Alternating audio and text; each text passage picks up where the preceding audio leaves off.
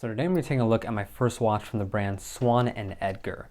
It's honestly a brand I really hadn't heard of before until I came across this newest release of theirs that is using this very unique enamel dial. The brand ended up reaching out and sent me a sample to review. I had it for about 2 weeks, and yeah, let's just get into it. So we have a diameter of 39.5, lug to lug of 46.5, height of 11.2, and a lug width of 20 millimeters. Inside we're going to have the Miyota 9015 beating away in here.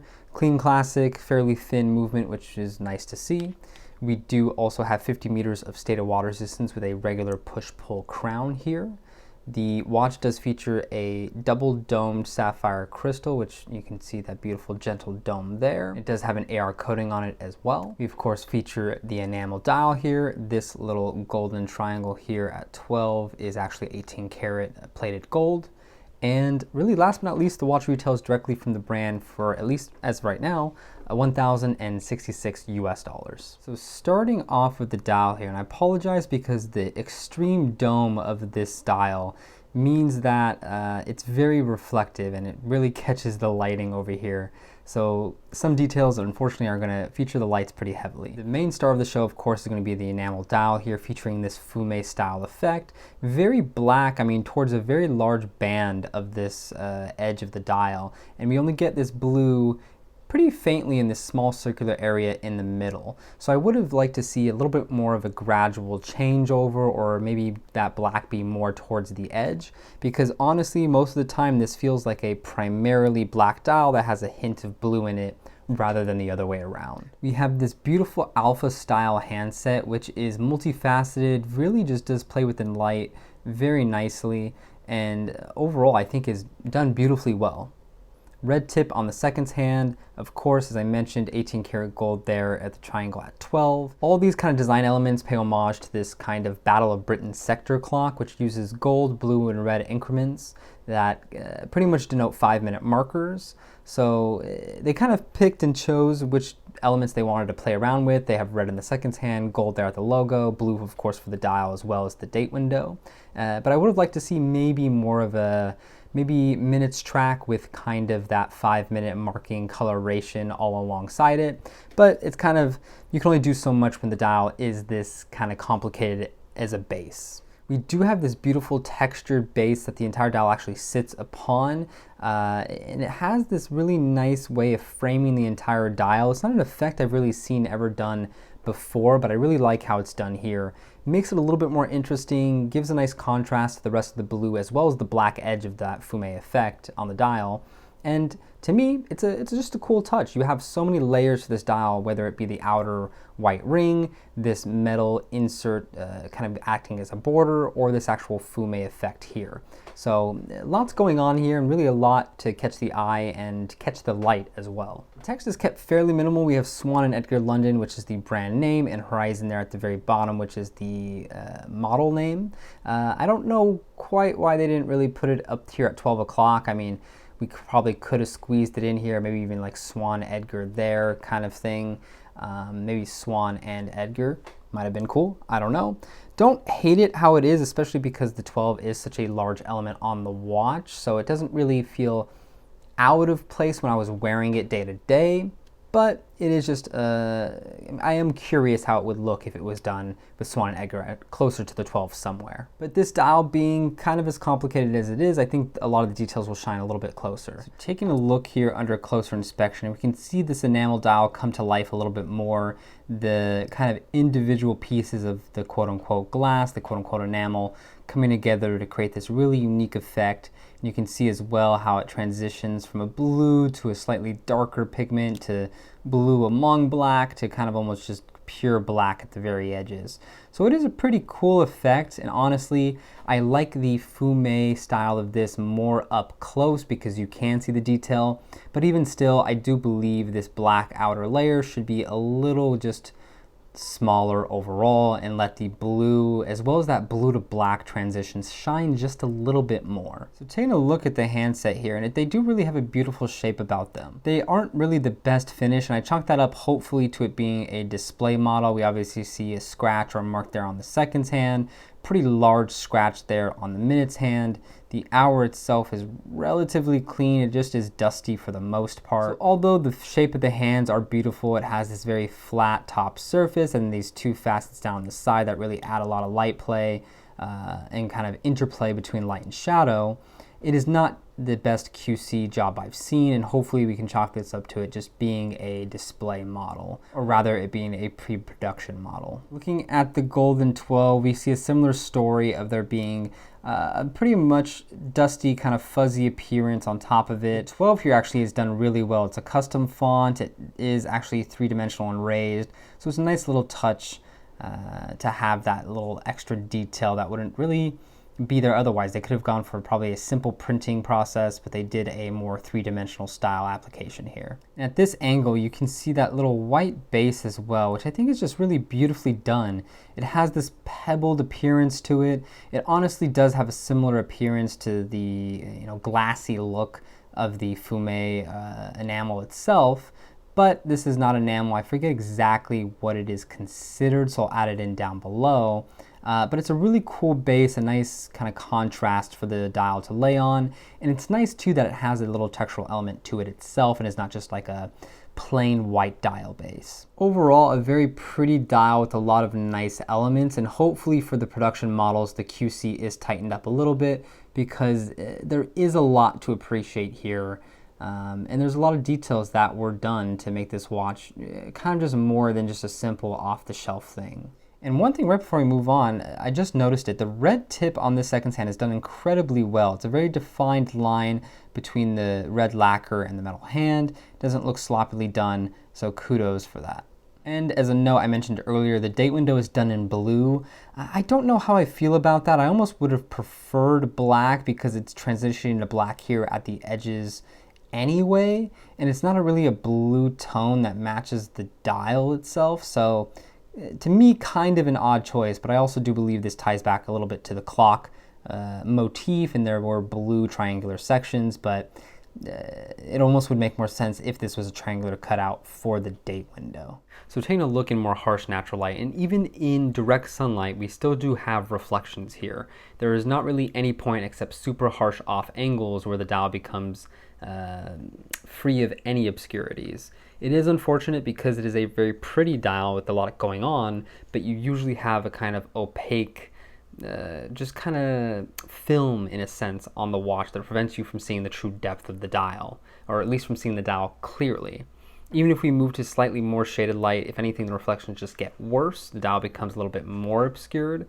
So unfortunately, this is a watch where it almost looks a little bit worse outside than it does inside in artificial lighting. So just keep that in mind. So moving on to the case of this watch, and this is kind of the epitome of it's a simple case, but it's well done. Maybe we should keep zoomed in a little bit to appreciate it. We have a very kind of classic round curvaceous case to this watch. It very much has an appearance of a definitive pebbled circular case with kind of clipped on lugs in a sense, because you can even see from an angle like this, it looks like the lug is literally just a part that's clipped on, attached to the case, and is gently interrupting this beautiful circular round pebble-like shape. And this is just repeated everywhere. The lugs themselves have this nice round soft shape to them. The crown itself is basically just this beautiful half circle with a little bit of knurling on it. It isn't the most grippy crown. I would have preferred it to be slightly larger, I think, just for grip wise. Functionality is pretty good. The movement of the handset is very smooth. Nice to see that there isn't a kind of grittiness to that Miyota movement. The winding itself is actually not as screechy as I've felt from other Miyota 9 series movements, so that's nice to see. So they are either selecting a little bit of a higher grade, or maybe QC controlling it, because this is one of those things where it is assembled and quality controlled in the UK. Really quickly, just generally, it's a full high polished case, nothing fancy necessarily in terms of finishing, but I do love all high polished cases, especially in this rounded soft format, because the rounded soft angularity of everything really does gently throw the light everywhere on the case. You do have a beautiful gently curved bezel here that leads up pretty much perfectly to that domed crystal. So it is just a nice kind of overall teardroppy type shape going on here. They did nice with the bezel construction, they did nice with the case integration, the case itself is fairly thin. There's a gentle curvature to the lugs, but the kind of mid case itself isn't overly ergonomic. But to me, I don't think that matters overly much because it is a fairly thin case as it is. This is the original strap that the watch comes on. It is this integrated style suede strap. I don't love this kind of styling, especially because there's typically never stitching in this larger portion of that integration. And to me, that looks a little bit odd. On wrist, that oddness goes away a little bit, but it's not my favorite execution. And you also get these points like the very edges where it doesn't quite fill in perfectly. So it is integration, but it's not as perfect as like a bracelet integration would be.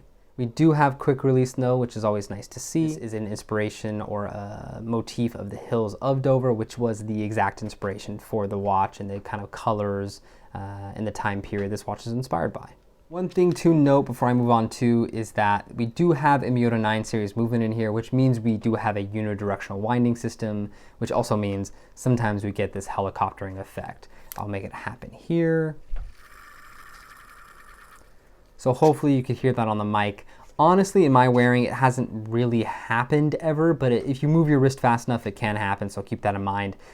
But with that being said, this is a pretty quiet version of the helicoptering where I've heard much louder versions before. Anyway, moving on to how this watch wears. Earlier I was wearing the Citizen here, kind of a odd naming convention, but this is a 38mm case, and there we have the gently larger 39.5mm case on my 6.5-inch wrist. And honestly, this is a beautiful wearing case shape. It plants itself very well. It's not very long lug to lug. That curvaceous soft roundness compared with the fact that it's not very thick to begin with makes it wear very nicely on wrist. There's no sharp angles, there is no uncomfortability in any part of the case. The crown doesn't really dig into my wrist even if I wear the watch up higher. This is a pretty pleasurable watch to wear on wrist. And even though I'm typically not a big fan of integrated straps, at least aesthetically, this does look pretty good. I mean, it integrates well, the color tones match nicely. There isn't really much I can complain with this strap pairing, other than the fact I do think on normal two-piece straps, it does just still look better. From the side view there, again, we can see it is conforming really well. There isn't really a lot of space between the watch and my wrist, not a lot of daylight shining through. It's a comfortable wearing case, it fits nicely, and really not much to complain about. Moving on to some other straps, keeping with this suede-ish type thing. This is from Colareb. I think this pseudo brownish, gently golden tone matches pretty well, especially bringing out the gold of that logo there. Not logo, really just 12 o'clock marker. But that being said, nice strap, gentle thickness to it, and pairs with the watch well. In my opinion, looks just a little bit better on a traditional strap. Maybe you like the integrated look more, completely personal preference. Maybe I'm just more used to straps looking like this. But either way, it is a cool case shape, and arguably when you get a non-integrated strap, it defines the lugs a little bit more and makes you appreciate the case shape that bit more. And next we have this random kind of, I can't think of what the pattern of this is right now, but it's kind of a tweed-esque type of look. This is just a cheap fabric-y strap off of AliExpress, but I think it looks good. This brownish tone again complements the gold in the logo, complements the blue of course, and adds just a little bit of texture to the watch. There we have it on wrist. Nice little classy option, adds a little bit of interest that wasn't there otherwise. Got little fibers coming off because it is not the most expensive strap in the world, but that's okay too. Classic white silicone strap, nice and poppy, definitely draws in the white from that outer portion of the dial as well. Something that I think is more of a gentle detail, whereas on the white strap, it really pulls that tone out. And there we have it. Looks fantastic on the strap in my opinion. Again, the silicone just helps it plant very nicely. The white tones complement, of course, and really no complaints. So pros and cons of this watch, and I think arguably this watch series as well, because it includes the blue as well as the white dial. And I think they went for a very interesting dial. With this one specifically, they have the fume enamel. With the other one, they have an actual mineral dial. So it is one of those things where it's not something you necessarily expect nonetheless at this price point. This is around $1,000. So to get a quote unquote more handcrafted, unique dial at this price point is cool. You also just have a lot of beautiful details here. At the 12 o'clock, you have this genuinely golden triangular motif. You have the kind of outer portion of the dial, at least in this version, that is done in this white textured base that really makes the dial pop. Again, you have the fume enamel. You have the metal ring as well that adds a really nice depth to the entire watch overall. There is just a lot going on here, and it's not just a simple 3 hands on a simplistic dial. They did do a lot of design here that I think is almost going the extra mile in a lot of ways. And my last big pro for the watch is I really love what they did with the case of it. It's a beautifully wearing case, very comfortable, the rounded pebble shapedness of it, as well as the pretty short lug to lug. At least on my wrist, it looks fantastic. It fits fantastically. I don't really have many qualms about the case itself, and I would love to see this kind of spread out into more watches. Now moving on to cons, and one of the biggest cons for me is the AR coating. I can't speak to the white dial specifically because I've never seen it in person. I assume it's gonna be a little bit less of an issue there because it's not as reflective as a darker dial. But here, you get so much flare to that crystal, you get so many reflections. It says it uses an AR coating, but they are doing a very, very high domed crystal. So it's just one of those things where it's hard to control reflections. And I think it does hinder the beauty of this watch, because it is a cool dial. There are cool details, but especially in outdoor lighting, in shaded lighting specifically, it's very hard to read the dial. You get a pretty glossy, like a very glossy sheen over everything, and it dulls everything just a little bit, and I don't think it should be. The dial deserves to be appreciated, it deserves to be as clear as possible, and you should be able to see the details as clearly as possible. Another slight little con I have is with the dial, in my opinion, being a little bit too black. I think that fume is a little too aggressive, it starts a little bit too early, because they did go for a very beautiful blue tone, and I do think the amount of black on that dial takes away from that. Even when we looked in the macro, that portion that has both black and blue little portions to it looks beautiful. I think more of it should be that, and then primarily black at the very, very edge. So I don't think the gradient was done perfectly here, and I think it would be a much better watch if they executed the gradient a little bit more gently. And really, last but not least, small little point, I don't love the integrated strap. This is just my personal preference. I don't like integrated straps. I mean, even if we're talking about integrated metal bracelets, it's just not my style. I don't really like the aesthetic. It feels a little bit too bulky to me. Overall, this one is done fairly well. It's pretty comfortable. As far as integrated straps go, this one's pretty decent.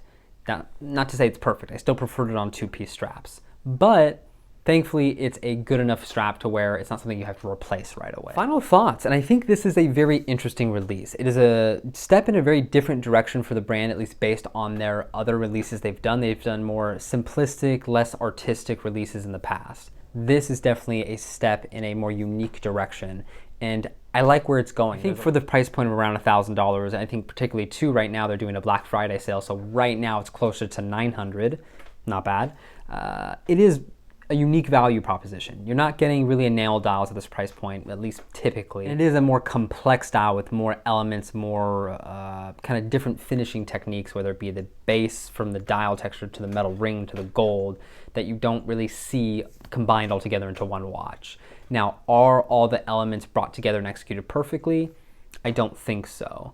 And I think some of the inspirations from this Battle of Britain situation, these Cliffs of Dover, are a little shoehorned into this watch. For example, this one has a date window that apparently ties back to the RAF Battle of Britain clock, but it really only is a bluish date window that kind of doesn't look like the blue that was featured on those clocks. Whereas the white dial has the actual date cycle between red, blue, and yellow coloration. That I think is a cool touch. I think they should have just utilized that here. Sure, you maybe had to use a white date window, but you already have white elements on this watch, so I don't think it would look too out of place. Overall, it's a very cool inspiration. It is a good watch. I just do think they need to make a couple tweaks to make it a great watch. The crystal, I think, is the biggest hindrance. If they improve the crystal, the watch would just appear a lot better, feel a little bit more premium. I'm curious to see what the brand releases next. This is definitely a step in the right direction, and I'm curious where this goes. But anyway, those are just my thoughts, my opinions. Thank you as always for watching. Hope you got something out of the video, and I will see you in another one.